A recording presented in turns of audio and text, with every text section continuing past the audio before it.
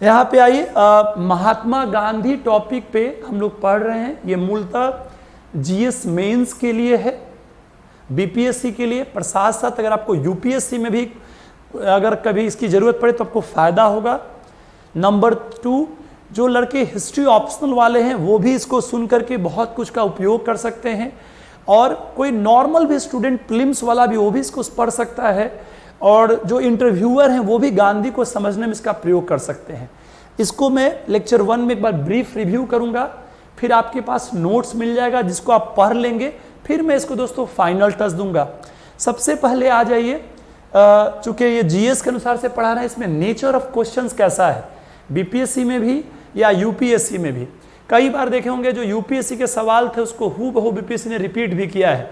जैसे यहीं पे जो सवाल था जन आंदोलनों के प्रति दृष्टिकोण में, वहीं पर सवाल था एक रणनीतिक बात और लोक चेतना में गहरी पैठ वाला एक सवाल एक बनाया था यूपीएससी ने, उसको बीपीएससी ने सेम टू सेम बना दिया। या जो बीपीएससी में 63rd में आया था सवाल कि गांधी का सामाजिक सांस्कृतिक विचारों की चर्चा करें, या पहले एक बार स्वदेशी के विचारों पर दोस्तों सवाल आया हुआ था। तो जितने भी प्रकार के सवाल बीपीएससी ने पूछा, यूपीएससी ने पूछा, हम लोग जो ऑप्शनल हिस्ट्री में पढ़ाते हैं उसमें मैंने जो महसूस किया, उन सब आधारों पर इसका बनाया गया आधार, ताकि चर्चा हो सके। फिर जब लेक्चर 2 में आऊँगा तो उसको बहुत डिटेल में बताऊँगा। आइए शुरुआत करते हैं। गांधी में बड़ी समस्या दोस्तों क्या है कि गांधी का विचार बहुत ज़्यादा है, इसको अगर आप टू दी पॉइंट नहीं पढ़ेंगे तो बेहतर से नहीं हो पाएगा। इसी को दोस्तों देखने की ज़रूरत है। अब इसको कैसे पढ़ा जाए, इसी के लिए सबसे पहले हमने लिखा महात्मा गांधी। आप सब जानते होंगे महात्मा गांधी भारतीय राष्ट्रीय आंदोलन के सबसे प्रमुख नेताओं में से हैं, और 1915 टू 1947 का जो दौर है वो गांधीयन एरा के नाम से जाना जाता है, गांधी युग के नाम से जाना जाता है। पर जब सवाल आता है तो सवाल कैसे कैसे आते हैं उसी अनुसार से पढ़ने का तरीका है। एक मैंने यहाँ पे दोस्तों सामान्य परिचय या एक इंट्रोडक्शन की बात की। अच्छा हाँ, ये भी ध्यान दीजिएगा, कोई मेरा कॉपी किया हो तो उसका मैं जिम्मेदार नहीं हूँ, क्योंकि ये शैली में बहुत दिन से पढ़ा रहा हूँ। अब बहुत सब कॉपी भी करता है, प्लीज़ उसे कमेंट मत लिखिएगा कि ये तो किसी और ने भी बताया होगा, तो वो कॉपी कर सकता है पर दोनों में अंतर रहेगा। तो यहाँ पे एक सामान्य परिचय means general introduction Mahatma Gandhi के बारे में। देन उसके बाद से आइडियोलॉजी के बारे में, आइडियोलॉजी मतलब विचारधारा, उनके जो विचार हैं। उसके बाद से role of Mahatma Gandhi Indian national movement, कुछ बार सवाल इस पर आया है, कुछ बार सवाल इस पर भी आया है दोस्तों। इसी में जब और गहराई में जाएंगे तो अप्रोचेस टुवर्ड पॉपुलर मूवमेंट, जन आंदोलनों के प्रति उनका दृष्टिकोण रहा, इसके बारे में देखना है। देन उसके बाद से पॉपुलैरिटी के कॉजेज क्या थे, reason behind the popularity of Mahatma Gandhi की बात, गांधी के लोकप्रियता के कारण क्या थे, और फिर लास्ट में एक ओवरऑल गांधी का रिव्यू और उसका एक निष्कर्ष। इन्हीं बिंदुओं पर इस चर्चा को देखें तो जितने प्रकार के दोस्तों सवाल आए हैं वो आपका कवर हो सकता है। कई बार पढ़ाने में या पढ़ते समय लोग बहुत सारा पढ़ लेते हैं, पूरा प्रवचन इधर उधर हुआ। लड़के भी तो बहुत महानता है, लास्ट ईयर्स पेपर देखिए, स्टैंडर्ड बुक्स देखिए, चाहे वो बिपिन चंद्रा हो या शेखर बंदोपाध्याय हो या सुमित सरकार हो या इग्नू और एनसीईआरटी के नोट्स पढ़िए, तब देखिए कि क्या पैटर्न की ज़रूरत है। क्योंकि ये बात मैं इसलिए बोल रहा हूँ कि बहुत सारे लोग प्रवचन देते हैं, ये मैं इसलिए वर्ड यूज़ करता हूँ क्योंकि बच्चे समझें।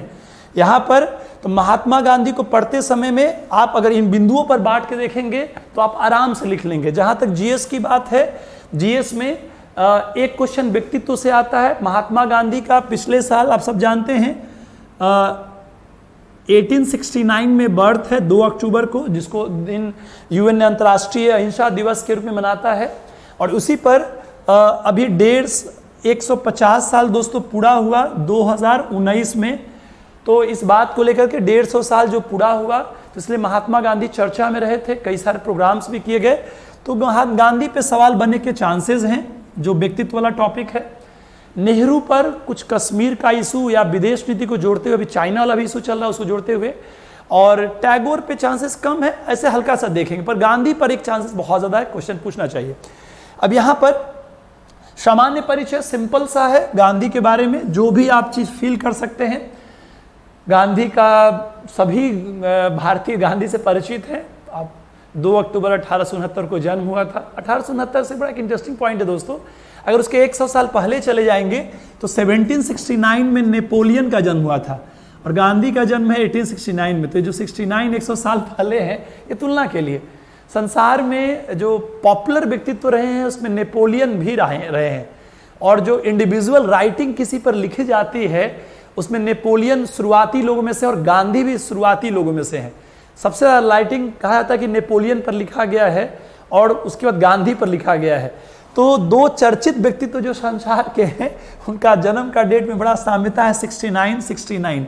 ये कोई लिखने का तो नहीं है, लेकिन कहीं पर ऐसे लिख सकते हैं कि बहुत फ्रांस क्रांति में नेपोलियन और भारतीय राष्ट्रीय आंदोलन में गांधी, दोनों के जन्म में 100 वर्ष के अंतर है। कुछ रोचकता बनाने के लिए ये आपकी रचनात्मकता है, ये आपका अपना स्टाइल है। कई लोग करते भी हैं, उनका फायदा भी होता है आंसर राइटिंग में, इसका प्रयोग आप कर सकते हैं। या सामान्य परिचय में आप चर्चा कर सकते हैं कि हाल में 150 वर्ष पूरा हुआ, और ये गांधी के प्रासंगिकता का सवाल है कि आज भी वो चर्चा में है। उस पर कई कार्यक्रम किए गए। आप सब जानते होंगे स्वच्छ भारत के लिए 5 साल का सपना था, बहुत पूरा नहीं हो पाया, फिर भी एक जागरूकता दोस्तों जरूर बनी। तो यहाँ पर सामान्य परिचय सिंपल सा गांधी के बारे में जो है कि राष्ट्रीय आंदोलन के प्रमुख नेता रहे और प्रमुख व्यक्तित्व रहे किसी तुलना के रूप में। जैसे अगर इंडोनेशिया की आज़ादी में सुकार्नो की चर्चा होती है तो वैसे ही महात्मा गांधी की चर्चा आपके भारत में होती है। ऐसा कुछ भी आप शुरुआत कर सकते हैं। विचारधारा में ही ज़्यादा सवाल बनते हैं। विचारधारा में भी सवाल हो सकता है, किसी विचार पर आए तो एक छोटी सी भूमिका आपके पास तैयार होना चाहिए।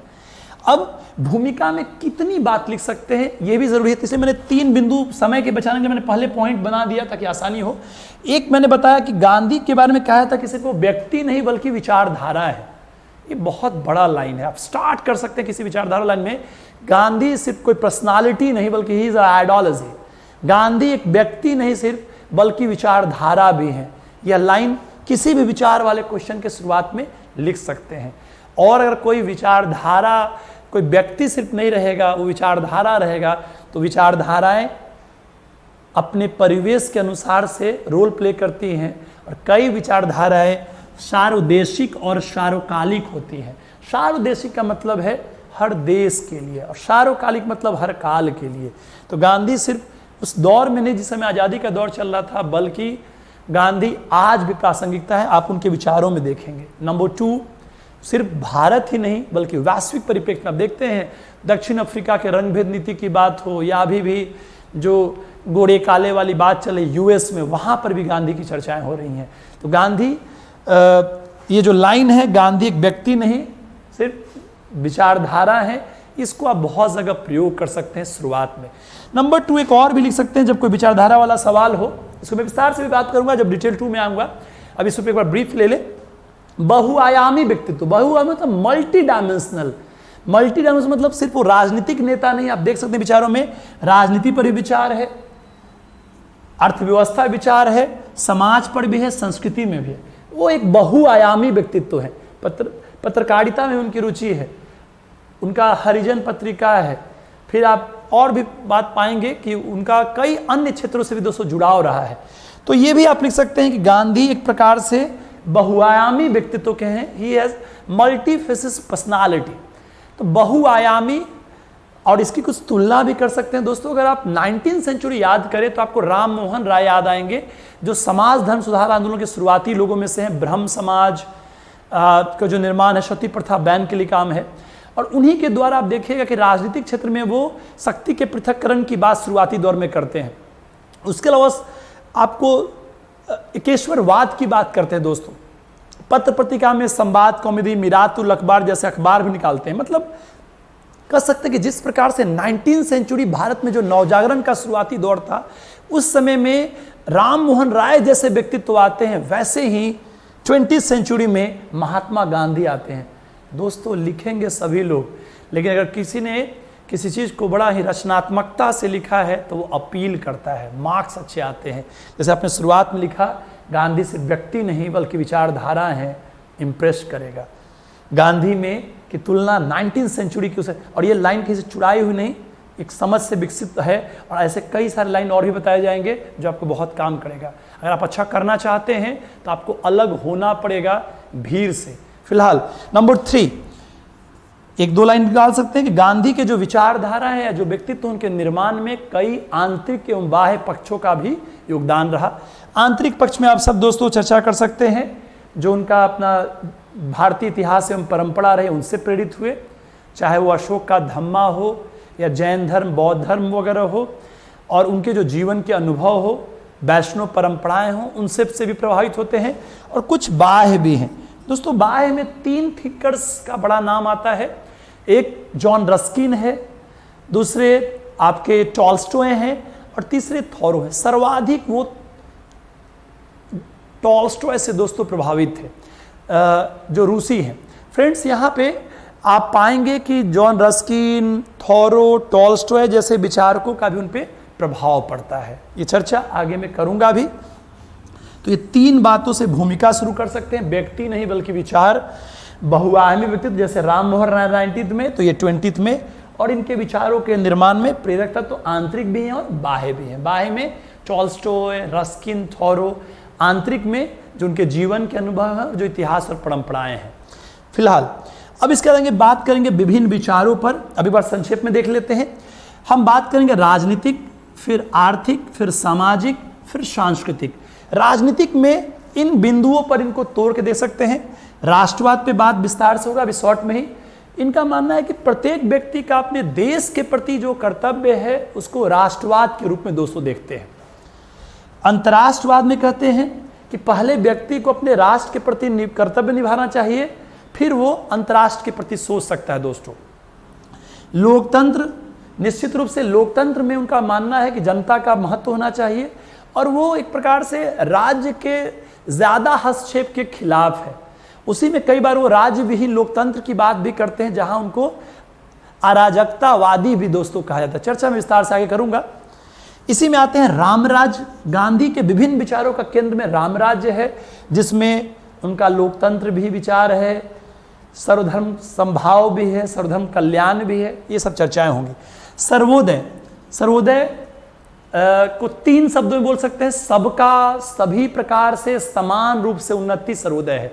सबका, सभी का, सभी प्रकार से, राजनीतिक, आर्थिक, सामाजिक, सांस्कृतिक, और बराबर रूप से विकास क्या है? सर्वोदय। आज उसी से कई सारे वर्ड निकालेंगे, सबका साथ, सबका विकास, जैसे कई सारी बातें बात करेंगे। सर्वोदय पर भी शॉर्ट में देख लेते हैं एक बार। उसका साधन साध्य सिद्धांत की बात है दोस्तों। साधन साध्य जो एंड जस्टिफाई मीन्स वाली बात होती है, जिसमें आप कहते हैं कि साध्य मतलब लक्ष्य, जो लक्ष्य है वही सिर्फ पवित्र नहीं होना चाहिए, बल्कि उसका जो तरीका है दोस्तों वह भी पवित्र होना चाहिए।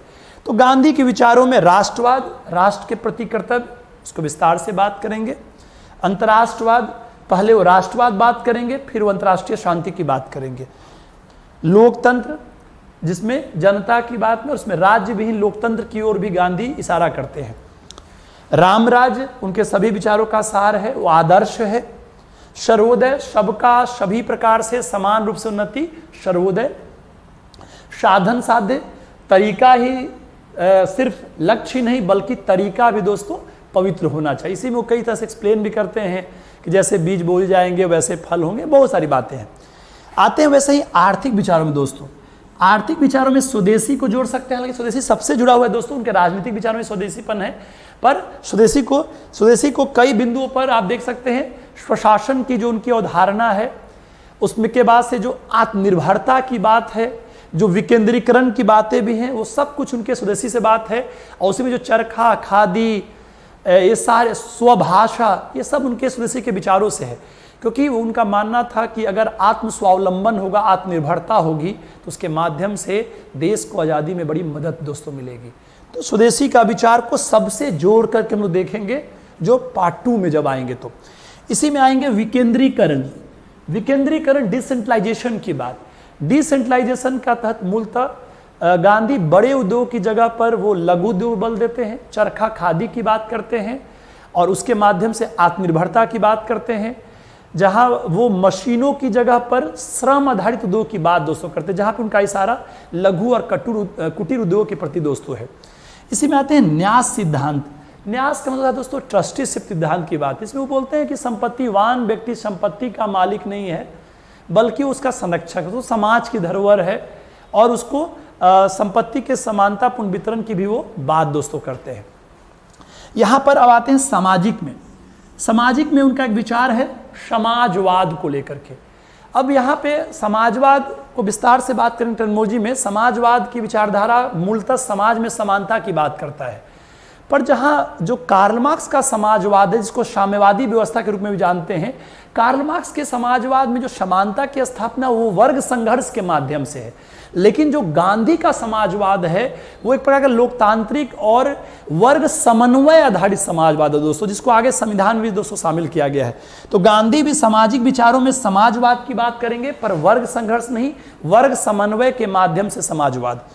उसी में आप पाएंगे दूसरा वर्ण व्यवस्था के बारे में। दोस्तों जो वैदिक काल में जो कर्म आधारित समाज का विभाजन था उसके गांधी सपोर्टर हैं, लेकिन वो जाति आधारित जो व्यवस्था का विरोध दोस्तों करते हैं। आगे मैं जब तुलना करूंगा तो यहां पे उनका कुछ अंबेडकर से तुलनाएं भी हो सकती हैं। तीसरा अछूतों के उद्धार की बात करते हैं। अछूतों का जो के प्रति जो नीति है, समाज का जो रवैया है, उसका बहुत आलोचना करते हैं और वो हरिजन शब्द देते हैं दोस्तों। हरिजन नाम की पत्रिका भी निकालते हैं। हरिजन सेवक संघ के माध्यम से भी दलितों के कल्याण की बात करते हैं, चर्चा होगी। उसी में सांस्कृतिक विचारों में धर्म का मतलब उनका नैतिक मूल्यों से है, और उनका वहाँ जो रामराज्य भी वो रामराज का कंसेप्ट भी एक प्रकार से लोगों को जोड़ने के प्रति दोस्तों है। रामराज उनका जो है वो सर्वधर्म संभाव का रामराज्य है। वहाँ पर कोई एक धर्म के लिए बल्कि विभिन्न धर्म के जुड़ाव की बात रामराज में भी है। तो उनका धर्म नैतिक मूल्यों वाली बात है, जिसको ध्यान देने की जरूरत है। इसी में आप पाएंगे शिक्षा की बात।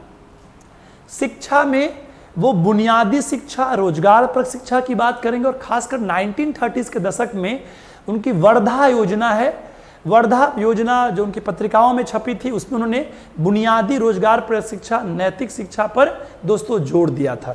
तो ये बातों को यहाँ पर ध्यान देंगे। साथ साथ में कुछ और तुलनाएं भी करूंगा, चूंकि तुलना वाला सवाल भी आ सकता है। जैसे यूपीएससी पूछ चुका है कि बोस के विचारों को गांधी से तुलना दोस्तों करना है, तो यहाँ पे थोड़ा ध्यान देना है। बोस के विचारों की जब गांधी से तुलना होगी तो वहाँ पे कुछ आपको अंतर दिखाई पड़ेंगे, जहाँ पे आप पाएंगे कि जो ये सवाल भी दोस्तों यूपीएससी में आया हुआ है, बोस के विचारों से तुलना वाला, तो मैं भी शायद बीपीएससी कवर करे, क्योंकि बहुत ज़रूरत है कि कैसे हम सवालों को देखते हैं।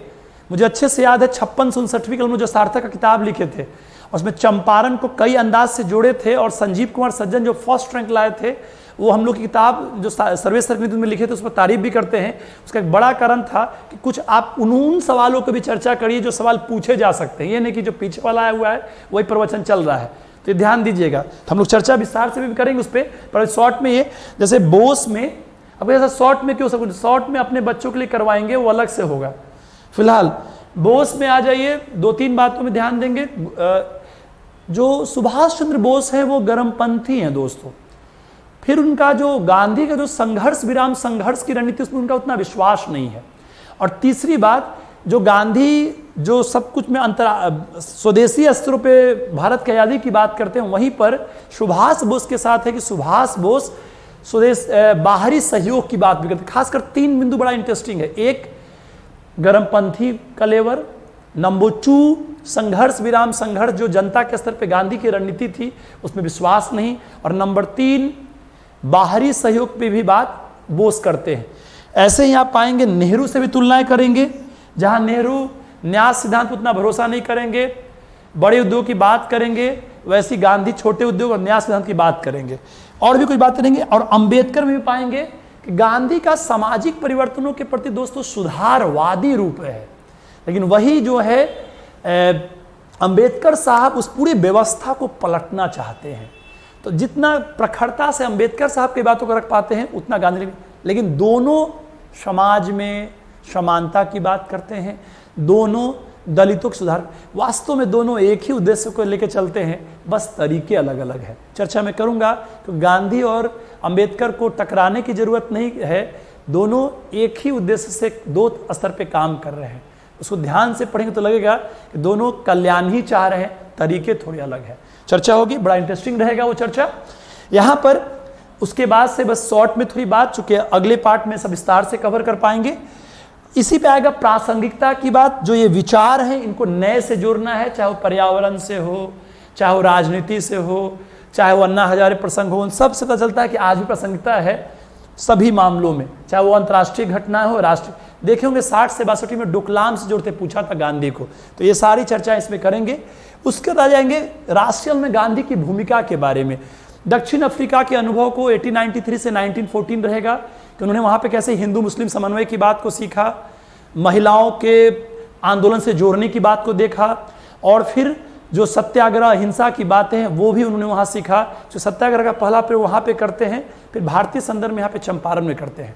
आगे जब इंडिया में आएंगे तो कैसे 15 में साबरमती आश्रम की स्थापना, 15-16 में भारत का भ्रमण से भारत को समझने का प्रयास, 17-18 में कैसे किसान मजदूर पे जोड़ और सफल आंदोलन, फिर उसके बाद से 19 में कैसे खिलाफत का मुद्दा जिसमें हिंदू मुस्लिम समन्वय की बात भी आगे की जाएगी। फिर आगे असहयोग सविनय भारत छोड़ो, उसमें 8 बिंदु मेरा रहेगा हर आंदोलन को पढ़ने के लिए। उसका कारण क्या था, उद्देश्य क्या था, नेतृत्व कैसा, संगठन कैसा, विचारधारा कैसा, कार्यक्रम कैसा, जन सहभागिता कैसी, उपलब्धियां कैसा, उन 8 बिंदुओं पर उस आंदोलन को डील करेंगे।